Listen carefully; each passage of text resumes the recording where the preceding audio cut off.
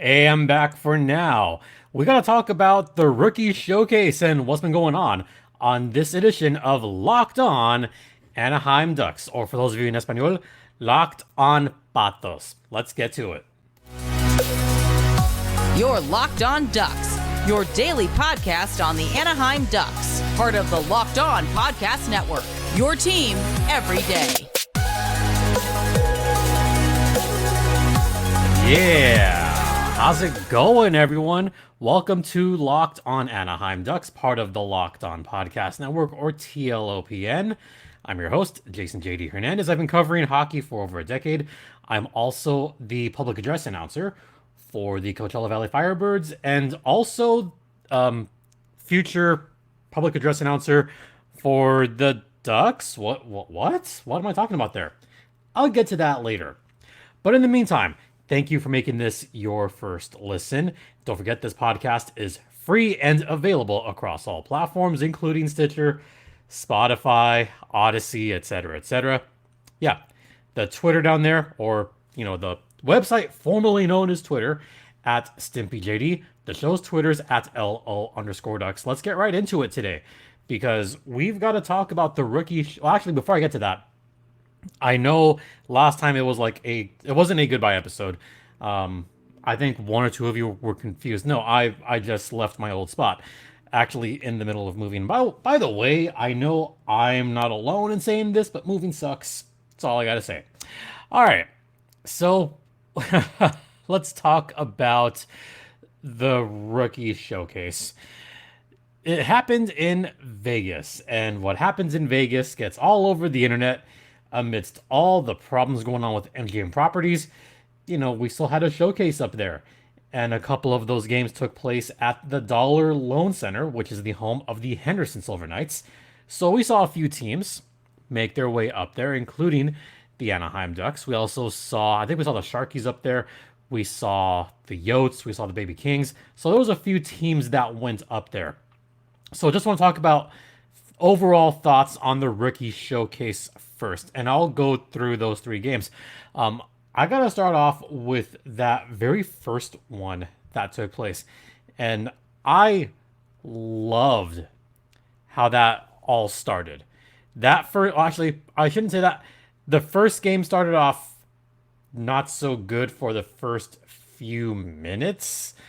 The first minutes of that game were tough to watch, mainly because Ducks looked awful against the home team, the Vegas Golden Knights, or the Vegas Silver Knights, because it's a rookie showcase. There's a lot of players that are not going to be in the big leagues anytime soon. A lot of them are going to go back to juniors or go back to college. So you had a lot of those type of players. Vegas doesn't have a super deep pool like the Anaheim Ducks are. Like, the Anaheim Ducks are consistently rated as one of the best prospect pools in all of hockey. And we saw a showcased, not in the first few minutes, because the Baby Ducks got off to a slow start. I think it was like 6-0 on shots to start off with. And as the Ducks got into that first power play, I'm like, oh crap, here we go. Sorry, Vegas on the power play, Ducks on the penalty kill. And I got to give credit to Callie Klang, because he saw shot after attempted shot and nothing went through. And Klang had a good showing at first. So I'm like, okay, this is someone that I'm going to start to get very high on. Or as, John Broadbent from Defend the Nest says, the Woo Klang. Yeah, I like it. One of you fans out there, I hope you bring a Callie Klang sign to Palm Desert, because he'll be out there, I believe. But anyway, so it looked like Vegas was going to convert on the power play. And then it was Carlson Petra, who I think I should be a little bit higher on. I haven't been too high on him.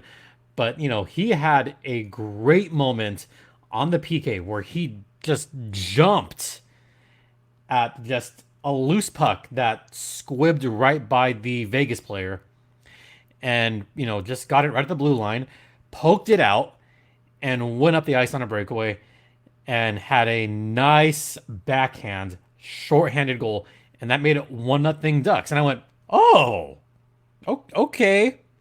I see what you're doing. And it was all baby Ducks after that. They had the momentum. They went on a 2-0 lead. They wound up eventually winning that game 4-2. Overall thoughts on that game, I thought there was some excellent passing. There is a bit of a new philosophy with the Ducks this season because they've got a completely new coaching staff up and down. Don't forget that the Dallas Eakins era is over, and hopefully the era of the carousel of coaches is over in San Diego as well, because there's been no stability in San Diego since, I mean, you ready for this? Since Dallas Eakins. Dallas Eakins was the Gulls coach for a few seasons, and then we had a cavalcade of coaches through San Diego recently. So it's been a little bit tough to watch in that regard. Now we have the Greg Cronin era in Anaheim. And then we have the McIlvaine era in San Diego. And you could already see the difference in all their styles. And I don't really have the capability to show the video at the moment. Still moving, still, trying to figure things out. But, the passing was pristine. There was a lot of tic-tac-toe passes. And what I mean by that, there was also a lot of one-time passes, by the way. This is something that maybe fans should get used to seeing, especially in that third game, where there was at least 3 or 4 one-time passes. And I thought one of them could have been a shot from Leo Carlsson, but no. And he looked like he was setting up for a one-timer towards the goal, but it was a one-timer pass. Those are the kind of things that might be a different philosophy for this Ducks. And this was evident throughout the 3 games in the rookie showcase. So that's one big thought. Another big thought that I really loved is the defensemen helping each other out and bailing out some of their teammates if they pinch too much or if they just get caught flat-footed. There is a different philosophy in this year's rookie showcase than especially 2 years ago rookie showcase. Big difference. And that's team defense. Something that has been absent in San Diego, something that had been absent in Anaheim. It's a more cohesive team defense, something that frankly has been missing for a long time. And actually going back and watch just a good 30-minute chunk of game, and I noticed that there's a lot more focus on keeping, opposing shots in the perimeter, keeping players out of that home plate area. That's something that I love a lot. So, I'll talk more about that as the training camp goes on, as preseason goes on, and as far as the season goes on, because I have a feeling this is going to be a new, better mentality for the Anaheim Ducks, for the San Diego Gulls in general. All right, I'm going to talk about the biggest standouts for the last maybe 15 minutes or so. So we'll get to that on the other side. But first, I want to talk to you guys about AG1. That is right. AG1, the foundation of daily health. And, I gave AG1 a try because I'm not a fan of taking vitamins. I'm not a fan of pills. I wanted a supplement that tastes good and gives me a boost of energy. And, none better than AG1. I mean, I still have a bunch of it, not with me right now, unfortunately. But I value having, that little pick-me-up, that little boost to start. One of my favorite things was I had some AG1 before doing New York Marathon and just crushed it despite the intense humidity. And it was great. It was a great boost for me. Has a ton of probiotics, a ton of adaptogens. AG1 is a science-driven formulation of vitamins, probiotics, and whole food sourced nutrients. And AG1 helps you build your health and foundation first. So if a comprehensive solution is what you need from your supplement routine, try AG1 and get a free 1-year supply of vitamin D and 5 free travel packs with your first purchase. Go to drinkag1.com/NHL Network. That's drinkag1.com/NHL Network. And get off to a good start with Athletic Greens.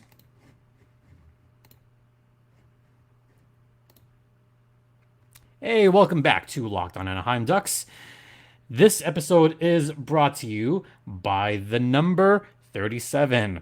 Why am I bringing up that number G? Could you imagine why? I'm, of course, talking about Leo. Yeah. Leo Carlson was a pick that I was high on. I know some folks are still not super high on him, and I get that. I get that there's a lot of fans out there that are saying, okay, but look at so-and-so. Look at the number one pick, Connor Bedard. Look what he did in the Blackhawks rookie camp. He got a hat trick. All right, fine, I saw that. Okay, what about the number 3 pick? Should have been the number 2 pick. What about Adam Fantilli? He got a hat trick in the Blue Jackets rookie. Okay, fine, I get that. I get that, oh, they're flashy, they score lots of goals, they are going to score hat tricks. Like, I get it. And I know there's still a little bit of frustration out there. Carlson's overall game, I thought, was tremendous. And he still has a lot of upside. Like, let's not kid ourselves. He's still an extremely good player. In any other draft that doesn't have Fantilli or Bedard, he would be a number 1 pick. And I get that he could go back to Sweden. He might wind up in San Diego, but I think he could wind up with the Ducks too. And he'll be just fine in Anaheim, probably. He's got a massive frame, but also, good lord, he's got some soft hands and a deft touch. Just because he didn't score a hat trick doesn't mean he isn't a goal scorer. We saw that during this tournament. We saw that in his second game against the Baby Kings, or the Los Angeles Reign, as I called them. Look, he's got super, super good, puck handling, and also just great skating all around. This is someone that I am going to be high on for the near future, because I think he is that complete player. I've already seen some folks compare him to Ryan Getzlaf because they kind of have that same ability. They both have the ability to slow the game down. They both have a bigger frame, about the same size, and also are pretty deft at passing. Yeah, I can see that. As I mentioned before, Leo Carlson is not just going for the one-time shot. He isn't always going shot first. Now, do we already have someone like that on the team?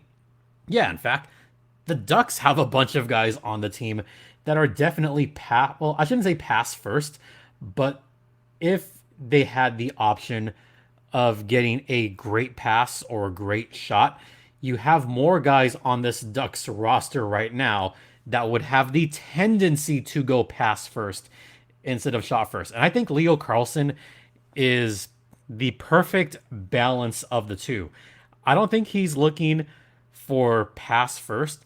I think he's looking for the best possible play first, because he's got an extraordinary hockey IQ, one of the best hockey IQs in this year's draft. And you think about putting him with someone of Trevor Zegras' caliber. Z, for a while, he was pass first. Think about Trevor Zegras in 2020. Think about the 2020 World Junior Classic or 2019 WJC, where Trevor Zegras had no goals, but he led the team in assists. He had something like no goals and like 9 or 10 assists. But Trevor Zegras was still getting a ton of attention in that World Junior because he was definitely pass first. He was for sure pass first, maybe the first half of his time at Boston. But now Trevor is evolving his game and becoming more well-rounded and getting better at scoring. That's where Zegras is. And I think I could see that with Leo Carlson as well, is he could be on that trajectory of developing more of a shot-first mentality. but he is looking for the right play. So I appreciate that about Leo Carlsson. And speaking of Leo Carlsson, someone else that I have to mention is someone that he passed it to on a nice backdoor play. And this was a sweet goal, by the way. Tristan Luneau. He scored at the exact same spot twice. One of those passes from Leo Carlsson. Yeah, Tristan Luneau will do this a few times, where he will kind of skate around, skate in the back of the red line behind the goal, and get to a backdoor area where no one's looking.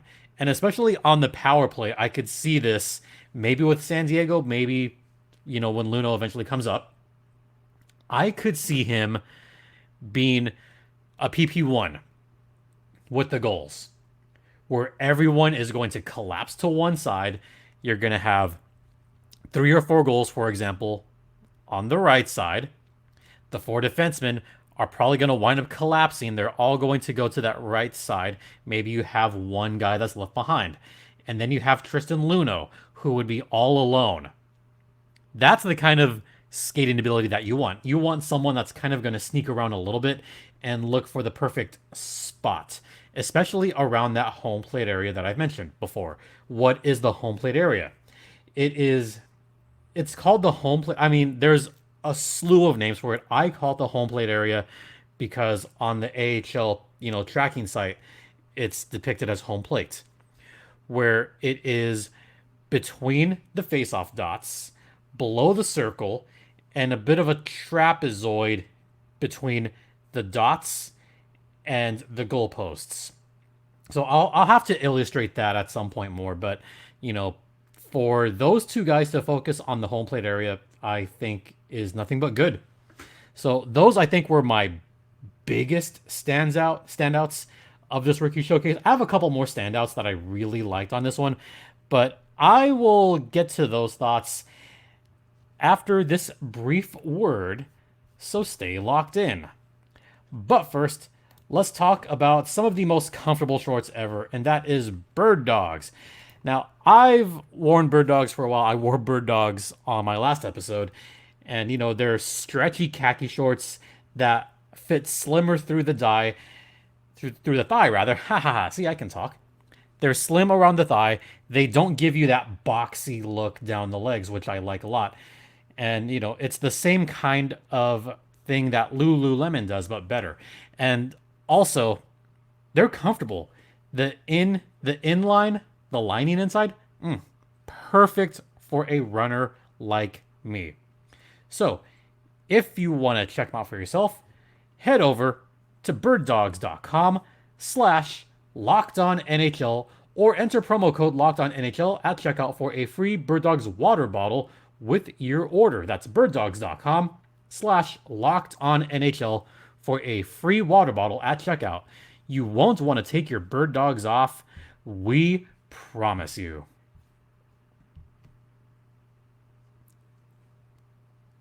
Hey everyone, welcome back to Locked On Anaheim Ducks, part of the Locked On Podcast Network. Once again, you are locked in with Jason JD Hernandez.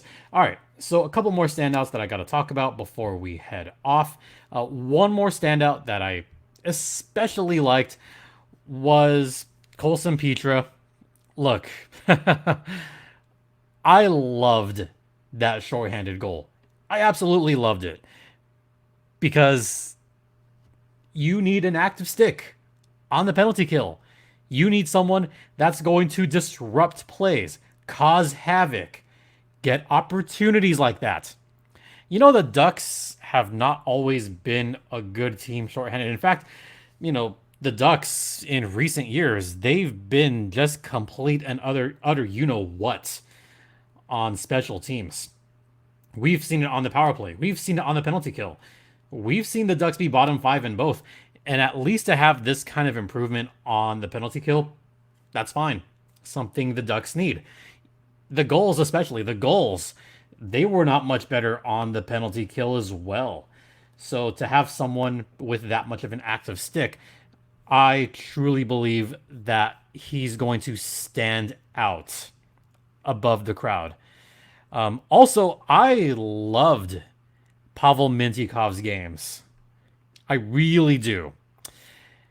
Mintikov, don't forget, Mintikov was a first round pick a couple years ago, or last, yeah. So Mintikov, a recent first round pick, mind you. And he played super aggressive in that final game. Actually, that's kind of his style in general is he plays aggressive. He plays up to the puck. If you want to talk about someone that is a little bit shot first, then yeah, I would point to Mintyukov here. I mean, there's a reason that he was a lottery pick for the Anaheim Ducks is he uses his speed, he uses his strength to, as the players typically say, oh yeah, we gotta play well. We gotta get pucks in deep, gotta skate hard.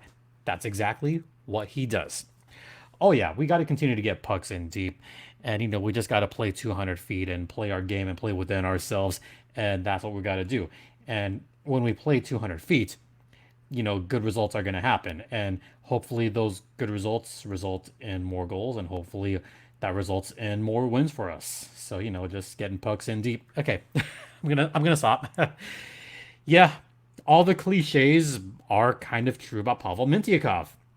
He will skate 200 feet. He will skate hard. He will get those pucks in deep. And he'll chase them down. Good. Good. I love that kind of aggressive mentality on the puck. Yeah, give me more of that. So those are some more of my standouts, but that's just based on the 3-game rookie showcase. The Ducks did wind up going 2-1 on that, but still a strong showing for the prospects. I came away watching those pretty happy overall. Yeah, more than happy. Beating Vegas. Yes, I know it's not the actual Vegas Golden Knights, but anytime you can beat the Knights, silver, gold, bronze, whatever medal you want to put before them, beating the Knights is always fun, even though it's a rookie showcase. Still fun to watch. So I look forward to seeing a lot of these rookies down the line. And I'm going to just say this right now. We're not going to see most of these players anytime soon in a Ducks uniform because this is a rookie showcase. In fact, I'm going to repeat this. A lot of these guys are going to go back to juniors or college. A lot of these guys are not going to play with the Ducks. Now, some of them are aged out. They'll likely play in San Diego, which is fine. Because San Diego is going to be much better this season, and hopefully a winning culture will be instilled with the goals this coming season. So I have high hopes, but have patience, guys. Just have patience. It will all come together. Maybe not right away, but have patience for the youngins. And to the coaches, I know I say this all the time. Let the kids play. Let them play. All right, we're going to wrap up here. So I mentioned at the start that I am the public address announcer for the Coachella Valley Firebirds and also, soon to be public address announcer for the Ducks. What do I mean by that? Well, I guess I can let this out of the bag now because it's coming up pretty soon. I will be the public address announcer for the Ducks preseason game here in Southern California at Palm Desert. That game will take place October 1st, 3 p.m. at Acrisure Arena. I will be on the mic. I will be the public address. So, yeah, get to be PA for a Ducks game. Ha ha ha. That's going to be really cool. And we will hopefully have a crossover for that game as well. And I'll definitely be around for the preseason games. I know I wasn't around for the rookie showcase. Haven't been around for some of the practices because I'm still, once again, middle of moving. Health is getting better, which is good. But, it'll take some time. But I will be around for preseason. I cannot wait for that game. I'm excited to do the PA for that particular game, Coyotes versus Ducks, where we're going to have about 5,000 Ducks fans and maybe 1,000 Coyotes fans. I'm only kidding. Okay, I'm partially kidding. Maybe I'm kidding. Okay, that's going to do it for this podcast. Once again, thanks so much for watching. Thanks for listening. Don't forget this podcast is free and available across all platforms, including Stitcher, Spotify, Odyssey, etc., etc. You can follow me on the Twitter sphere at StimpyJD. The show's Twitter is at LO_X. You could email me at lockedonanaheimducks@gmail.com. And once again, thanks to all of you for your support through the last few months, especially.